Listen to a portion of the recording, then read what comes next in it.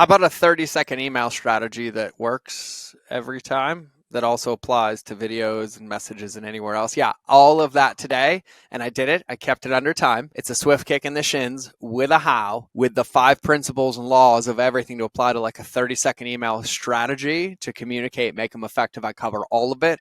Ready? 3, 2, 1, intro, go.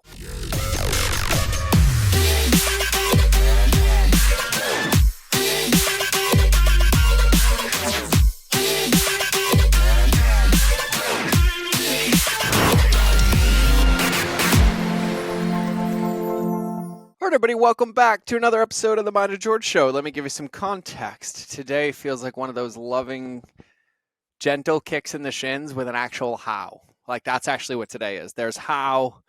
It's a kick in the shins. It's going to be short. It's going to be direct. It's going to be let's go make some magic and let's go do this. So we're going to focus on the 30-second email method. So let's just start with this. Your communication is only as effective as the messenger's ability to hear it, receive it, and implement it, right? And when we think about that, we're taught way all too often all the wrong ways, all the wrong reasons to do things. We're told to copy and paste. We're told to write this email because it's a certain length. We're told to use this script because it's a certain thing. And that's not how the game is won. But we have to understand that if we have any ability to communicate with our customer, it's not how do we communicate our way.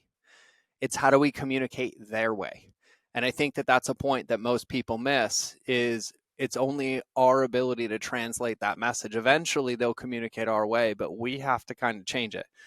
So when you boil down to it, there's a couple ingredients that are required to have an effective communication strategy. So I teach this via email, but I've always kind of had this rule that if it takes longer than 30 seconds to read my email, I've kind of already failed, unless there's a really good reason for you to be reading an email longer than that, right? And so I kind of kept that rule and also realized that over the years that when I email people, when I build relationships with people, just like a television show, we condition habits and behaviors.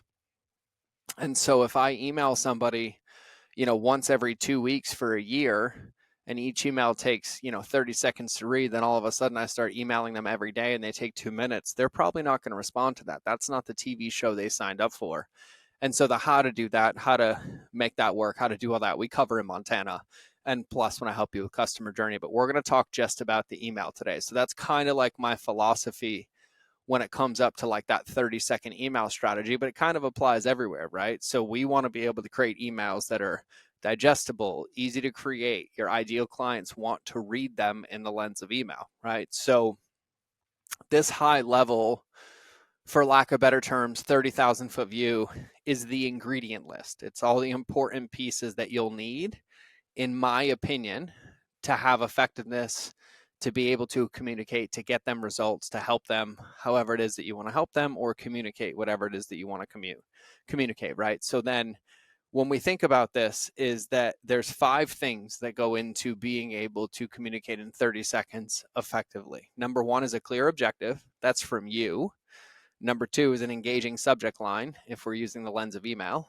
Number 3 is concise vocabulary, no fluff, no filters, but clear, communicative, empathetic, compassionate. Number 4, the gossip gun. The gossip gun, we'll also explain that one. And then number 5 was a clear calls to action, right? And so people ask me this all the time. They tell me their subject lines aren't working, their open rates are low, their click-through rates, people aren't conditioning or clicking in their emails. There's all these pain points they're coming. They're sending emails out to their list, but it's getting worse and worse and worse. And we have to remember that we literally have a relationship with the people on our email list, and you should never be in this never-ending cycle of crossing your fingers. I hope they buy. I hope they click. I hope they do that. They don't have to be. You don't have to do that way, but you have to understand what your communication strategy is. You have to understand that email in this lens is a way to communicate to your audience, but also if your message isn't effective in a way that they can implement it, take action on it, it's not overwhelming, then it just gets in the way. And so for me, these 5 are kind of the 5 ingredients. So number 1 is a clear objective, right? So before you begin crafting your email, You need to define the primary purpose or call to action you want your recipient to take. This clarity will guide your email's content. So like you have to know their after state, right? So even if you're like, I'm going to send one podcast a week for my email, one email a week for my podcast, you have to know your objective with sending that email. Is your objective with sending that email to get them to click and listen to the podcast? Is it to give them 3 takeaways from the podcast and let them know where to find them? Is it to give them an entire breakdown of the show? Do they want to read a 1,000-word breakdown, or do they want a 5-second, 10-second reminder or nugget and then a link to listen? You have to know these things. So even when you sit down and ask what the clear objective is, it kind of paints the picture on how to get your emails read more anyways, because if you can answer that, then you move on to the next step, which is what's my engaging subject line, right? So in the lens of email or in the lens of text messages, sometimes subject line for me is I'll send a context text like a subject line before I send the whole thing, but that's a whole other podcast. Okay. So begin your email with a compelling subject line or opening sentence that grabs your recipient's attention. Pose a question, share a surprising fact, or highlight a benefit that piques their interest. Here's the most important part. It has to be congruent and match what's in the email, or else it's trickery. So the way that you want to think about it is just like a YouTube video. The subject line in an email is like the billboard. It's like, stop, hey, I need your attention. And then the first line of the email should be the follow-on, or in the first couple of lines of the email should be the follow-on to that subject line, so it all makes sense. And now they have a reason to read, right? It's like, hey, appetizer, main entree, let's go. And so don't trick people. Don't be dishonest. Don't try to spam people. I've read the studies on this. I've shared them all on this podcast over and over and over. And every time these studies are done, they come back the same way.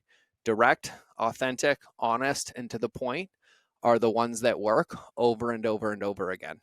And the easiest thing is just go to Google and type in top subject lines, top email subject lines of 2023, 2022, and then make sure you follow the structure, but keep them consistent, keep them congruent, right? I have no problem writing a subject line to what I'm probably going to do, which is like the one thing I did to lose 70 pounds and keep it off, right? Which is consistency, right? Like, but that subject line is the one thing I did to lose 70 pounds, or have you ever thought of blank, right?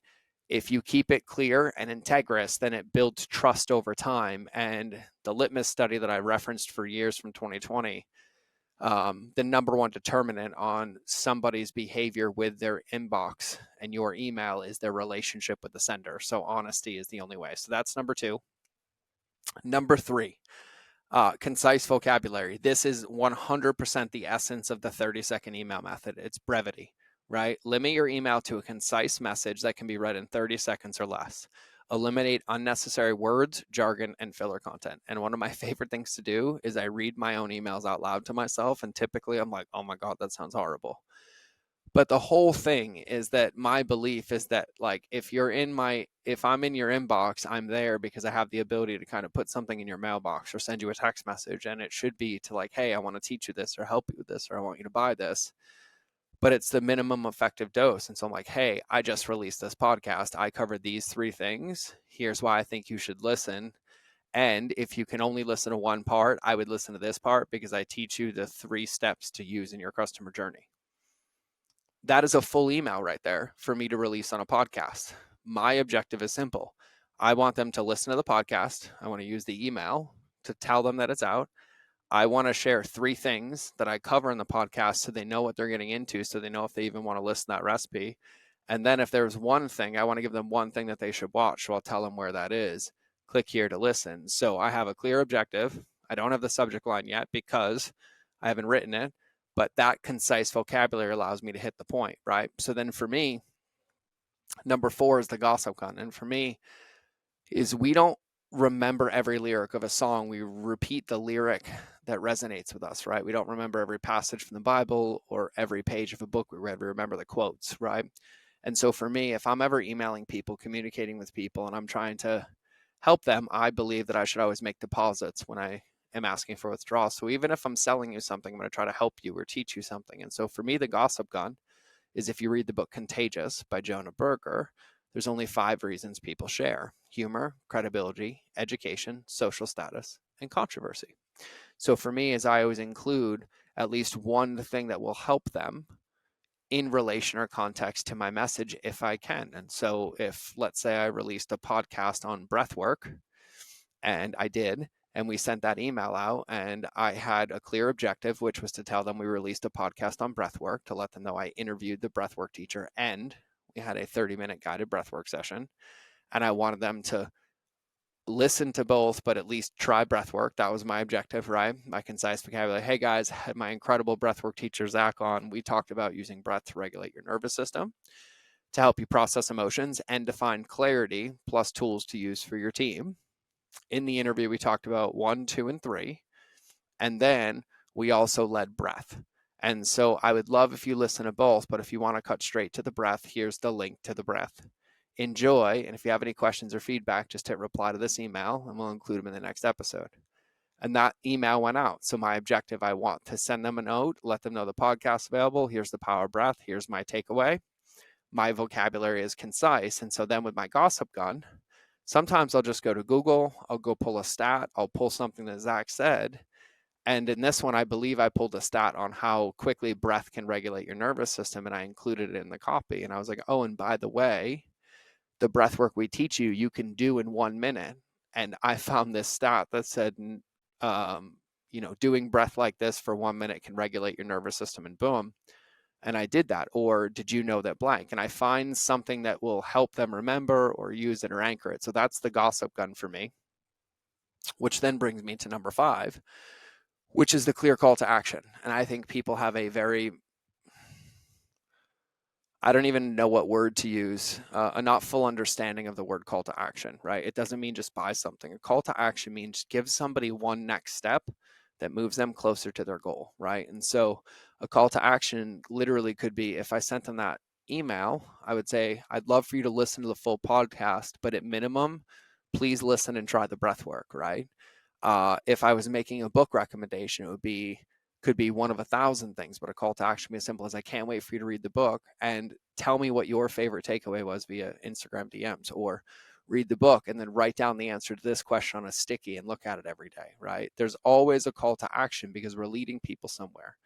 So the 5 ingredients that you need to be effective to communicate in like 30 seconds is, you need to know the objective, the clear objective. You need to have an engaging subject line in the lens of email. We call it a hook everywhere else. Concise vocabulary to know where or how you're getting people there. Something to load the gossip gun. And then a concise, clear call to action to move them into the next step, right? And these give you the ingredients to make sure that that message is serving a purpose. One of the things I've said for years is that attention without a next step is a liability, and I wouldn't invest money in billboards for people not to know who to call. And so if I have somebody's attention, i.e. in their inbox in this lens, I want to use it to make a deposit, bring awareness, and then move them somewhere.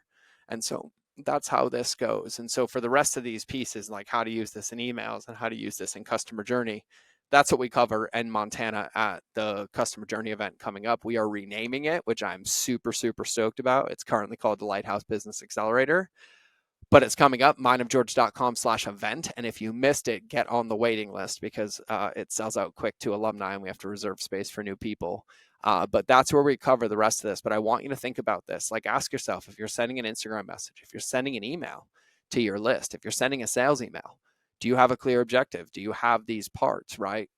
Take notes, go back and listen through this episode and take notes. Okay, keep my subject lines honest, right? What's my objective? Oh, my objective lays out that I'm missing a few pieces. Okay, cool. How can I say that more cleanly and clearly? Maybe I'll use ChatGPT. Maybe I'll read it out loud. Maybe I'll send it to my team members. Okay.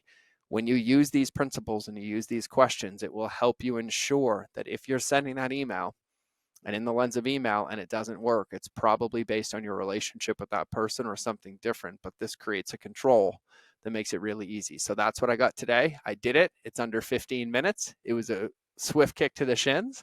A reminder for me, because we're going through this right now. The how is hit. It's in here. And so that's what I got for you today. So this has been another episode of the Mind of George Show. I'm going to go finish my cold coffee, eat my meal, and then get ready to record another one. So remember that relationships will always beat algorithms, especially the one with yourself.